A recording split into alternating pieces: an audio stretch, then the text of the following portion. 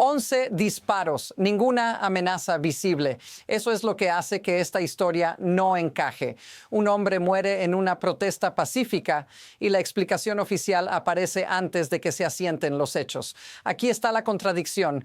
Quienes llevan años defendiendo la primera y la segunda enmienda ahora justifican una muerte ocurrida cuando ambas, según el propio relato, estaban siendo ejercidas. Esto te importa a ti por una razón simple. Si portar legalmente un arma sin sacarla de la funda y protestar sin violencia puede terminar así, entonces la línea de seguridad que creías entender ya no existe. Y cuando esa línea desaparece, no se redibuja solo para otros, se mueve para todos. Según el material, ocurrió en Minneapolis. Alex Peretti estaba en el lugar cuando una mujer fue rociada con gas pimienta por agentes federales. Él intervino. No huyó, no atacó. El video muestra gas, golpes, un cuerpo reducido en el suelo. Después, disparos, al menos 11. Más tarde, la narrativa cambió. Se dijo que había un arma. Es cierto que tenía un arma. También es cierto, según el contenido, que tenía permiso legal y que el arma nunca salió de la funda. Pero aquí está la parte que casi nadie está diciendo en voz alta. Cuando la versión oficial necesita adelantarse a las imágenes, algo ya se rompió. Y esa grieta se está expandiendo. Fíjate en quiénes están reaccionando. Sectores tradicionalmente alineados, defensores del derecho a portar armas, comentaristas conservadores, incluso organizaciones que rara vez se desmarcan, empiezan a cuestionar la historia. No por ideología, sino por coherencia, porque las piezas no encajan entre lo que se ve y lo que se afirma. Y mientras esa duda crece, la respuesta institucional se endurece. Declaraciones rápidas, etiquetas graves, cero espera. Lo que viene después no es solo una investigación, es una prueba de hasta dónde puede estirarse una explicación antes de colapsar. Y el siguiente detalle, el que aparece en los propios mensajes y reacciones, cambia por completo hacia dónde se dirige esto. El evento no aparece aislado cuando miras la secuencia completa. Según el material, ocurre en un momento de presión acumulada, protestas, despliegues federales visibles y una narrativa de orden que ya venía tensándose. En Minneapolis la escena es concreta y verificable. Una mujer en el suelo, gas pimienta en el aire, agentes rodeando a un civil que intenta ayudar.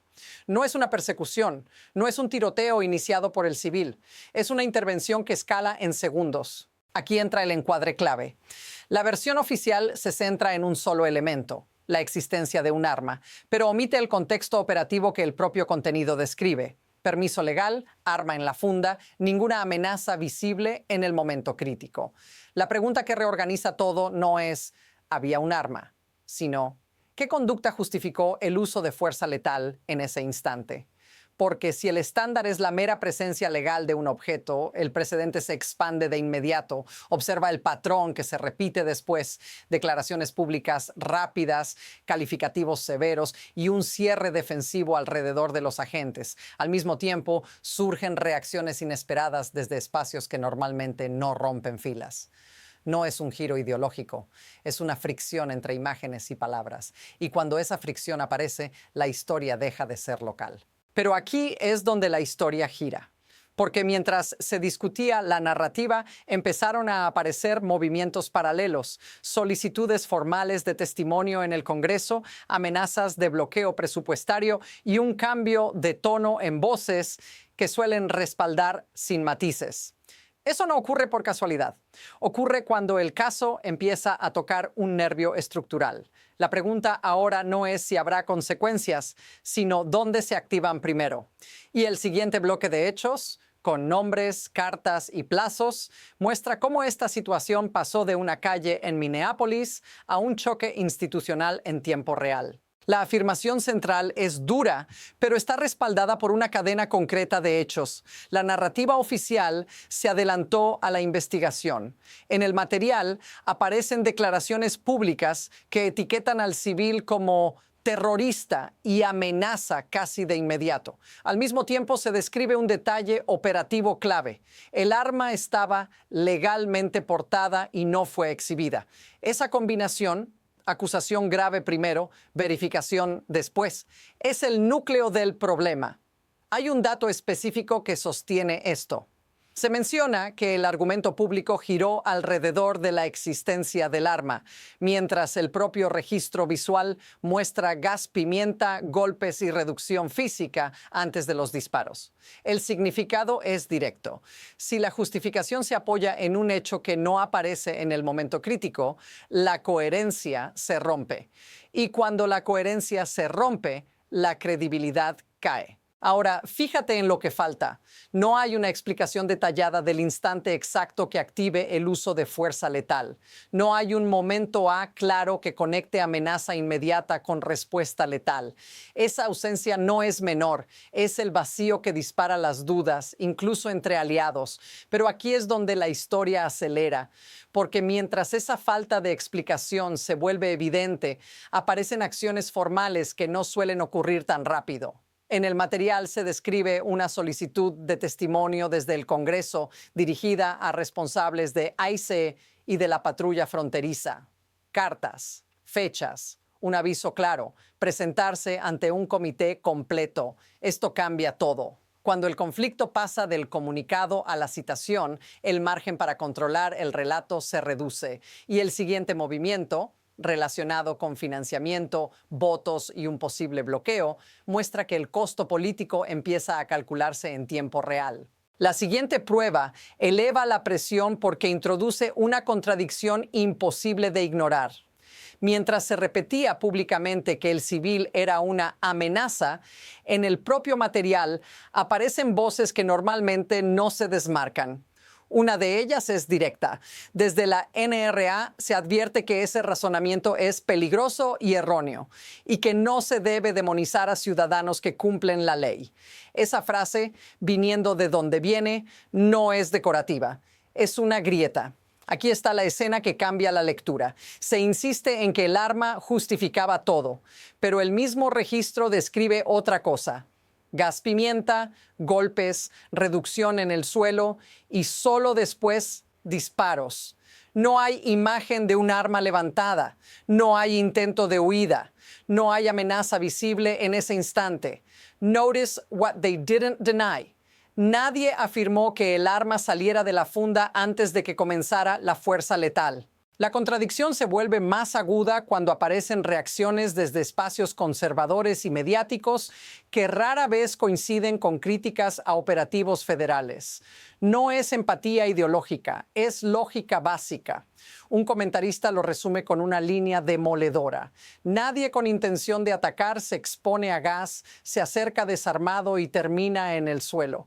Esa observación no absuelve ni condena, reorganiza los hechos. Y aquí es donde la historia da un salto, porque en paralelo surgen mensajes oficiales que redoblan la apuesta, publicaciones que muestran imágenes del arma, calificativos extremos y cero espera por una investigación completa. Esta es la parte que cambia todo. Cuando el mensaje necesita exagerar para sostenerse, el costo ya no es solo reputacional. Lo que sigue no es debate. Es una acumulación rápida de decisiones que empujan al sistema hacia un punto de no retorno.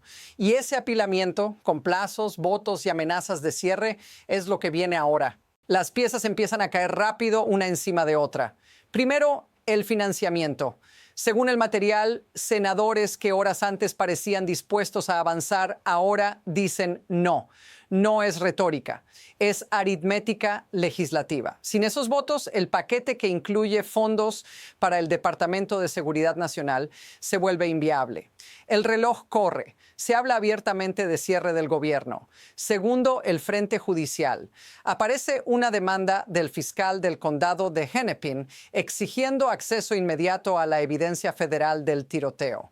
El punto es concreto. Se afirma que las agencias federales están bloqueando a autoridades locales y estatales, incluso al FBI. Notice what's happening here. Cuando la investigación se cierra hacia adentro, la sospecha se expande hacia afuera.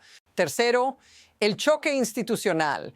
En paralelo, el material describe un intento del Departamento de Justicia de ir por un atajo procesal, buscando órdenes a través de un tribunal superior sin notificar adecuadamente al juez de distrito.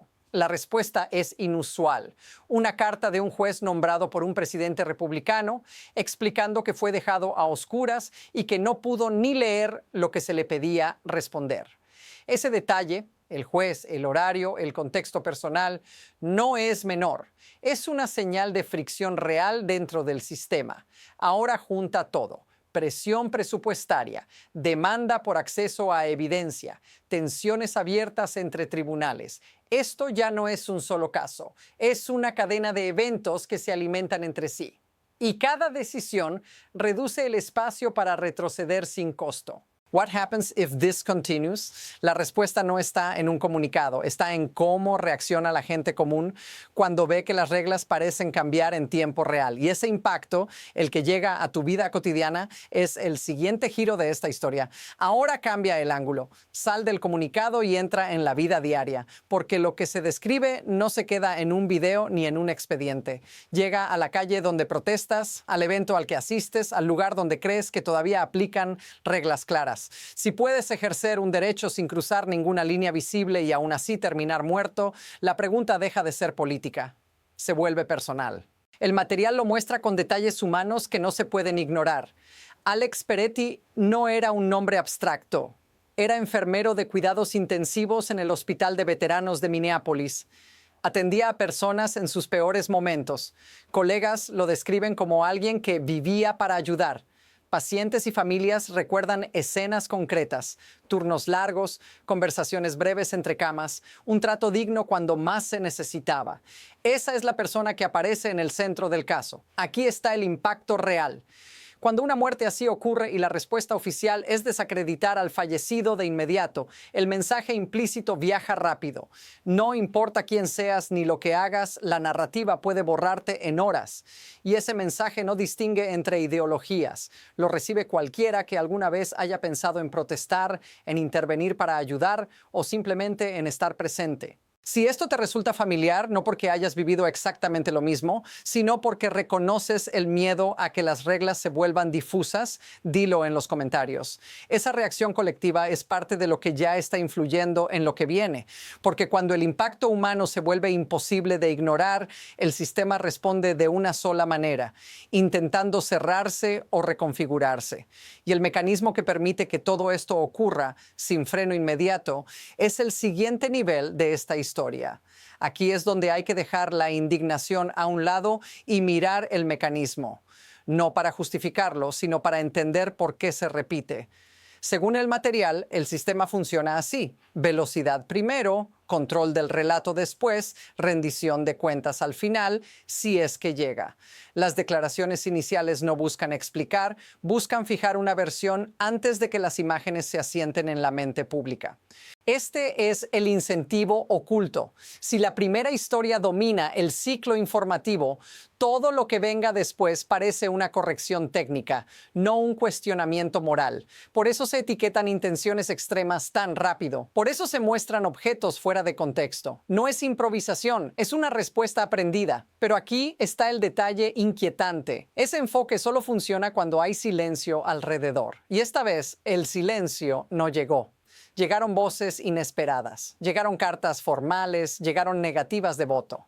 El sistema siguió operando como siempre, pero el entorno ya había cambiado. Notice how this flips the story. No se trata de si un agente actuó mal o bien en un instante. Se trata de una estructura que premia cerrar filas y castiga la pausa. Una estructura donde admitir incertidumbre se percibe como debilidad, incluso cuando los hechos aún están incompletos. Y cuando ese tipo de sistema entra en fricción con imágenes claras y testimonios personales, se produce una tensión que no se resuelve con un comunicado más duro, se resuelve con decisiones políticas, judiciales y sociales que empiezan a tomar forma antes de que nadie lo admita públicamente.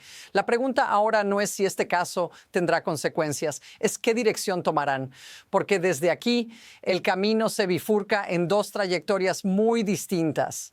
Y la próxima señal ya está apareciendo. Desde este punto, el movimiento se divide en dos rutas posibles y ambas ya están insinuadas en el material. La primera es la ruta del cierre. Investigación controlada desde dentro, acceso limitado a evidencia, declaraciones cada vez más duras y una apuesta clara.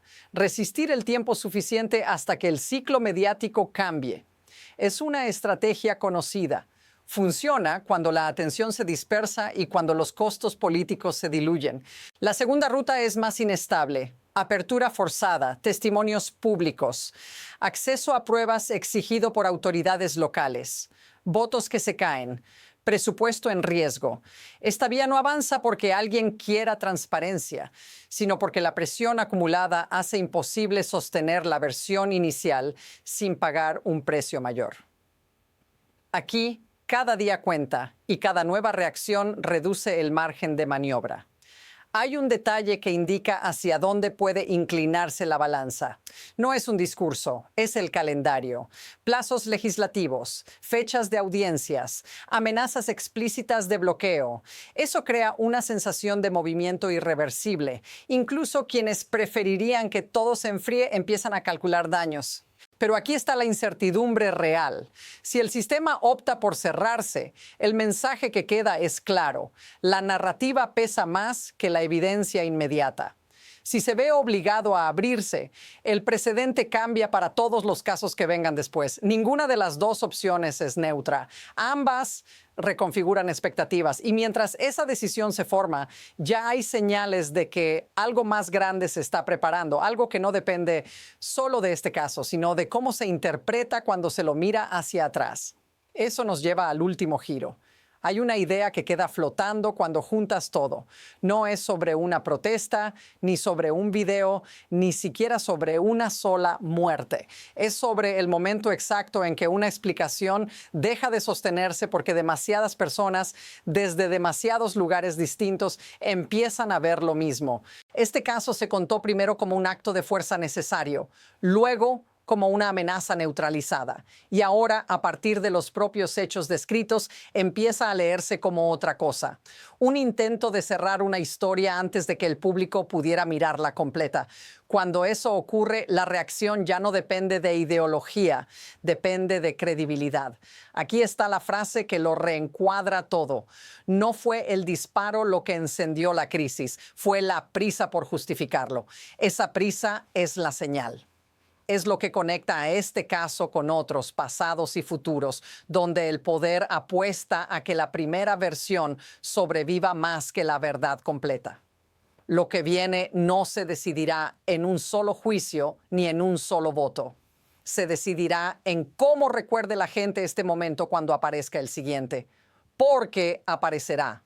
Y cuando lo haga, este precedente será la referencia, para bien o para mal. Si quieres seguir entendiendo cómo se forman estos patrones antes de que se vuelvan normales, quédate cerca. Suscríbete, sigue el canal y comparte este análisis. La próxima capa de esta historia no empieza mañana, ya está en movimiento.